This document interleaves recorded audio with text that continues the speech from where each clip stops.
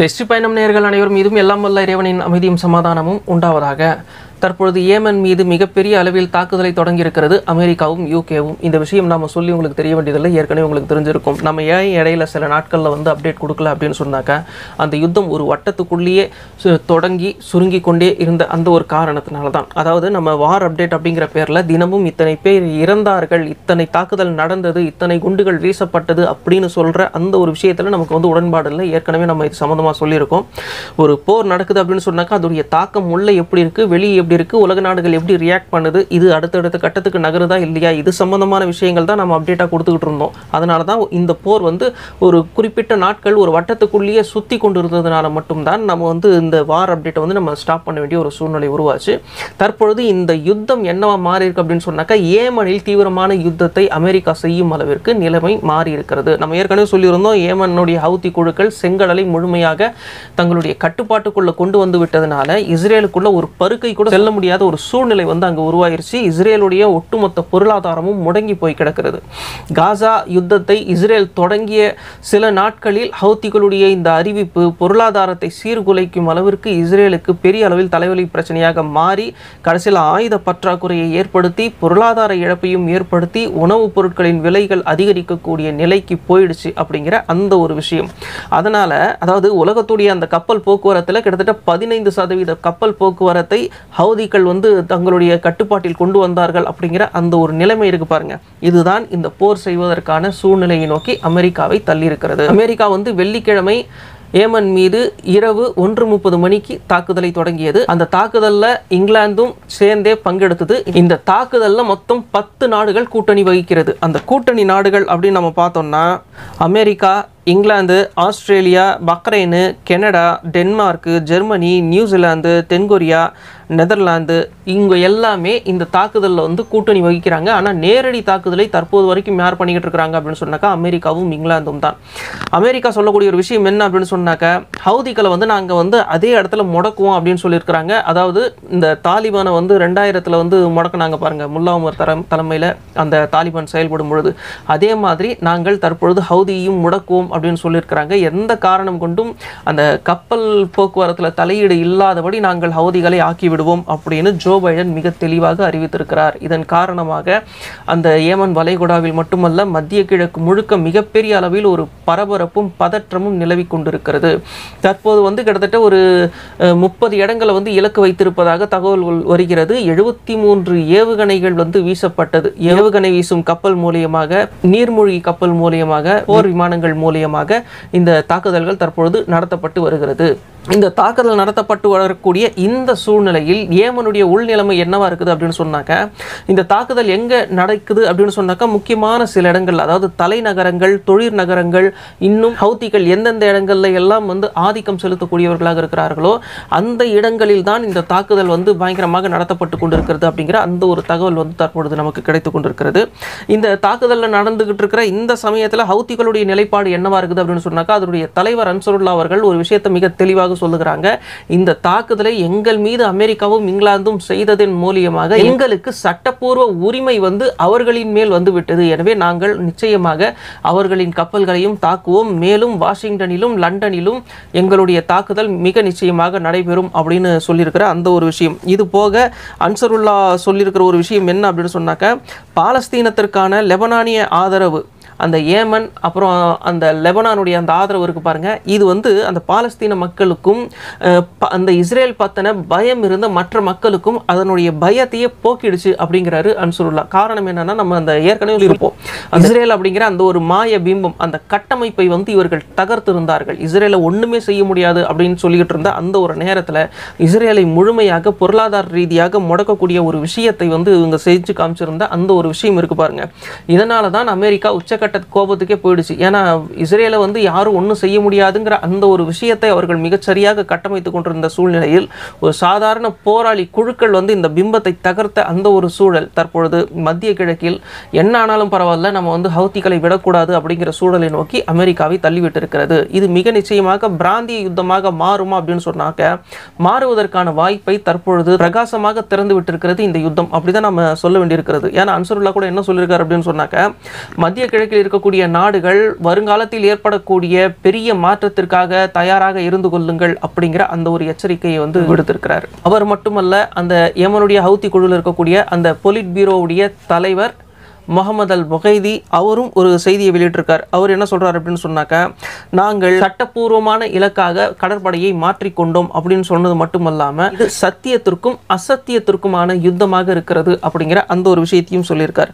இது போக இன்னொரு விஷயம் என்ன அப்படின்னு சொன்னாக்க, இது போக சவுதி அரேபியாவிற்கும் ஐக்கிய அரபு எமிரேட்ஸிற்கும் முகமது அல் புகைதி அவர்கள் இன்னொரு எச்சரிக்கையும் கொடுத்துருக்காங்க. என்ன அப்படின்னு சொன்னாக்க, நீங்கள் இணைந்து எங்களை தாக்கினால், அதாவது அமெரிக்காவோடு இணைஞ்சு நீங்கள் எங்களை தாக்கணும் அப்படின்னு முயற்சி பண்ணீங்க அப்படின்னு சொன்னாக்க உங்களுடைய முக்கியமான இடங்களை நாங்கள் குறிவைப்போம், மேலும் நீங்கள் மிக கடுமையாக பாதிக்கப்படுவீர்கள் அப்படிங்கிற அந்த ஒரு எச்சரிக்கையும் கொடுத்திருக்கிறார். இன்னொரு விஷயத்தையும் புகைதி சொல்றார். என்ன அப்படின்னா, இப்போ சவுதி அரேபியா வந்து ஒரு நடுநிலைமையை வகிக்கிறது அப்படிங்கிற ஒரு விஷயத்தை நம்ம வந்து பார்க்குறோம்ல.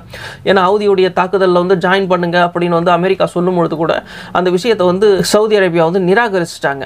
அது வந்து புகைதி என்ன சொல்றாரு அப்படின்னு சொன்னாக்க, எங்கள் மீது இருக்கக்கூடிய பயம் தான் சவுதியின் தற்பொழுதைய இந்த நடுநிலைமைக்கு காரணம் அப்படின்னு சொல்லியிருக்காரு. ஏன்னா அந்த ஹவுதிகள் வந்து கிட்டத்தட்ட சவுதியை வின் பண்ணாங்க அப்படிங்கிற அந்த ஒரு விஷயத்தை நம்ம ஏற்கனவே படிச்சிருக்கோம். அவங்க உள்ளியும் போகிறதுக்கே முயற்சி பண்ணாங்க.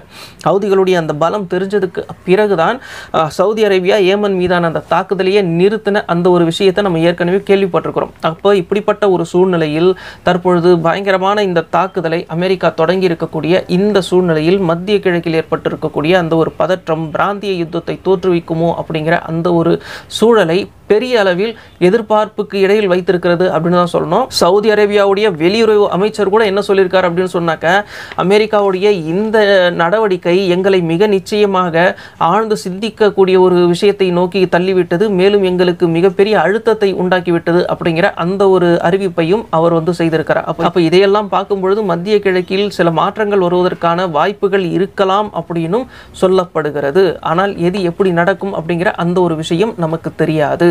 அதே மாதிரி ஏமனுடைய பாதுகாப்பு மந்திரி முகமது அல் நாசர் அவர்கள் என்ன சொல்லியிருக்காங்க அப்படின்னு சொன்னாக்கா, காசா பகுதியில் போர் நிற்கும் வரை எங்களுடைய சர்ப்ரைஸ் அட்டாக் எப்போதும் இருந்துகிட்டே இருக்கும், அதை நாங்கள் எக்காரணம் கொண்டும் நிறுத்தவே மாட்டோம் அப்படிங்கிற அந்த ஒரு விஷயத்தை வந்து சொல்லியிருக்காரு. மேலும் எங்களுடைய ஆன்மா எக்கை விட உறுதியானது, அதனால அமெரிக்காவும் யூகேவும் அதனை சீர்குலைக்க முடியாது அப்படிங்கிற அந்த ஒரு விஷயத்தை மிக தெளிவாக சொல்லியிருக்கிறாரு. தவிர இன்னொரு விஷயத்தையும் அவர் தெளிவுபடுத்தியிருக்கிறாரு. எங்களுடைய இலக்கு முழுக்க முழுக்க இஸ்ரேலிய கப்பல் மட்டும்தான், இஸ்ரேலுக்கு போகக்கூடிய கப்பல் மட்டும்தானே தவிர செங்கடல்ல வரக்கூடிய எல்லா கப்பலையும் நாங்கள் வந்து 19 வந்து நாங்கள் வந்து குறி வைக்கல, ஆகையினால யாரும் எங்களுக்காக பயப்பட வேண்டாம் அப்படிங்கிற அந்த ஒரு விஷயத்தையும் கூறியிருக்கிறார். ஆனால் நிலைமை தற்பொழுது கைமீறி தான் சென்று கொண்டிருக்கிறது. ஹவுத்திகளின் மீதான தாக்குதல் நிறுத்துவதற்கான வாய்ப்பில்லை அப்படின்னு ஜோ பைடன் மிக தெளிவாக கூறியிருக்கிறார். அவர்களை உள்ளுக்குள்ளேயே முடுக்குவதற்கான எல்லா முயற்சிகளையும் நாங்கள் செய்வோம் அப்படிங்கிற அந்த அறிவிப்பை மிக தெளிவாக சொல்லியிருக்கிறார் பைடன் அவர்கள். அதே மாதிரி இஸ்ரேலுடைய நிலைமை என்னவா இருக்குது அப்படின்னு சொன்னாக்க, சவுத் ஆப்பிரிக்கா அதாவது தென்னாப்பிரிக்கா என்ன பண்ணியிருக்காங்க அப்படின்னா, சர்வதேச நீதிமன்றத்தில் வழக்கு போட்டிருக்காங்க. அது இனப்படுகொலைக்கான ஒரு வழக்கு. இஸ்ரேல் தொடர்ந்து காசா மக்களை இனப்படுகொலை செய்து கொண்டிருக்கிறது அப்படிங்கிற அந்த ஒரு வழக்கை வந்து பதிவு பண்ணியிருக்கிறாங்க. இது நாங்கள் எங்களுடைய கடமை அப்படின்னு வந்து சவுத் ஆப்பிரிக்கா சொல்லியிருக்காங்க. இஸ்ரேல் இதுக்கு மிக கடுமையான ஒரு எதிர்ப்பை தெரிவித்திருக்கிறது. சவுத் ஆப்பிரிக்காவின் இந்த செயல் சாத்தானுக்கு ஆதரவான செயல் அப்படின்னு அவங்க சொல்லியிருக்கிறாங்க. இது போக அவங்க என்ன சொல்லியிருக்காங்க அப்படின்னு சொன்னாக்கா, எங்க மேல அவதூறு சொல்லியிருக்கிறாங்க அப்படிங்கிற அந்த ஒரு விஷயம். அதே மாதிரி அங்க பொதுமக்கள் கொல்லப்படுறதுக்கு காரணம் என்ன அப்படின்னு சொன்னாக்கா, நாங்க இல்ல ஹமாஸ் அப்படிங்கிற அந்த ஒரு விஷயத்தையும் இஸ்ரேல் வந்து சர்வதேச நீதிமன்றத்தில் சொல்லியிருக்கக்கூடிய அந்த ஒரு செய்தியும் நம்ம வந்து பார்க்குறோம். இதை எப்படி புரிந்து கொள்வது அப்படிங்கிறது நமக்கு தெரியல.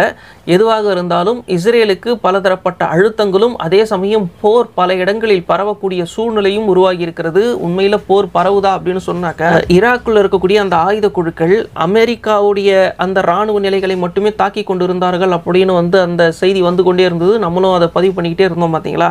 ஆனால் இப்போ அந்த ஏமன் மீது அமெரிக்கா தாக்குதல் நடத்தின இந்த சூழ்நிலையில் ஈராக்கில் இருக்கக்கூடிய ஆயுத குழுக்கள் அவங்க வந்து தங்களுடைய இலக்கை வந்து மாற்றி இருக்கிறாங்க. என்ன அப்படின்னா, அவங்க அப்படியே ஜோர்டான், அதாவது ஜோர்டானை ஆக்கிரமிச்ச அந்த எல்லை பகுதி இருக்கு பாருங்க, இஸ்ரேலுடைய எல்லை பகுதி, அதை நோக்கி இப்போ தாக்குதலை மாற்றி இருக்கிறார்கள். அதாவது இஸ்ரேலை தற்பொழுது நேரடியாக தாக்க தொடங்கி இருக்கிறார்கள், ஹிஸ்புல்லாவை போல. ஆகையினால இந்த போர் இன்னமும் தீவிரமடையும் அப்படிங்கிற அந்த ஒரு சூழலை நோக்கி சென்று கொண்டிருக்கிறது அப்படின்னு தான் நம்ம பார்க்குறோம். இது போக லெபனானுக்கு உள்ள இருக்கிற நிலைமை எப்படி இருக்குது அப்படின்னா, எல்லை ஓரத்தில் இருக்கக்கூடிய அத்தனை கிராமங்களும் பற்றி எரிகிறது அப்படின்னு தான் சொல்லணும். ஹிஸ்புல்லாவை நாங்கள் அழிக்கிறோம் அப்படிங்கிற பேரில் லெபனானுடைய குடிமக்களை இஸ்ரேல் வந்து நாசம் செய்து கொண்டிருக்கிறது. இதனால பொறுமைக்கும் ஒரு எல்லை உண்டு அப்படிங்கிற சூழலை நோக்கி லெபனான் போய் கொண்டிருக்கிறது.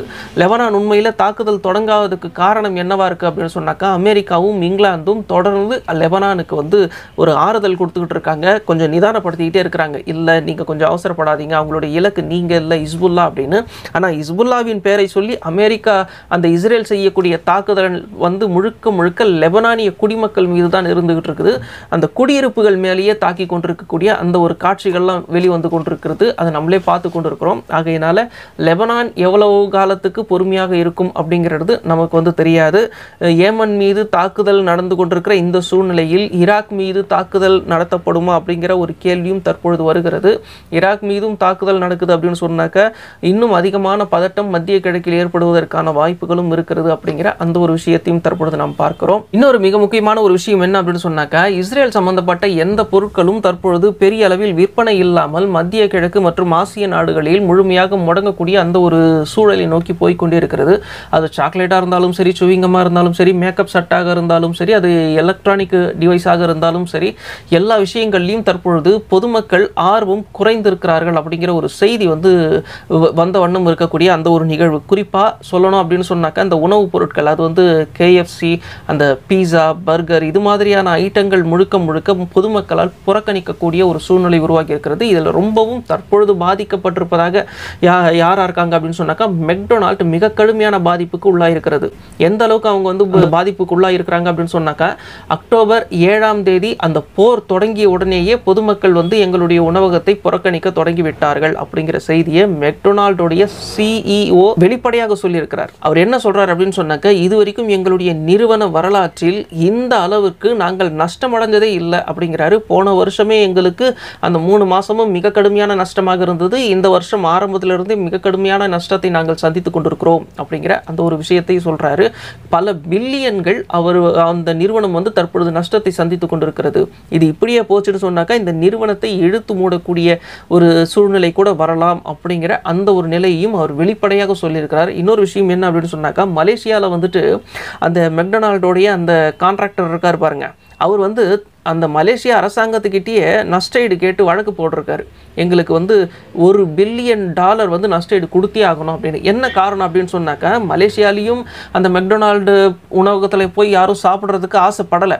ஆனால் அங்கே மிக கடுமையான புறக்கணிப்பு ஏன் நடந்தது அப்படிங்கிற அந்த ஒரு விஷயத்தை வந்து சொல்கிறாரு. மலேசியாவில் இருக்கக்கூடிய மீடியாக்கள் வந்து எங்கள் மேலே மிக கடுமையான பொய் விஷயங்களை திணிச்சாங்க, சொல்லிக்கிட்டு இருந்தாங்க.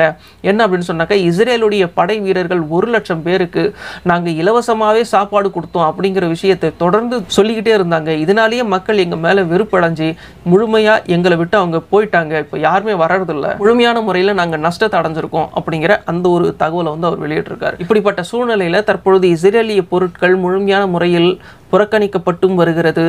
கூடவே போரும் தீவிரமடைகிறது. அடுத்தடுத்த கட்டத்தை நோக்கி சென்று கொண்டும் இருக்கிறது. அடுத்தடுத்த கட்டங்கள் எப்படி இருக்க போகிறது, என்ன மாதிரியான மாற்றங்கள் வரப்போகிறது, தாக்கங்கள் எப்படியாக இருக்க போகிறது அப்படிங்கிற விஷயம் நமக்கு தெரியல.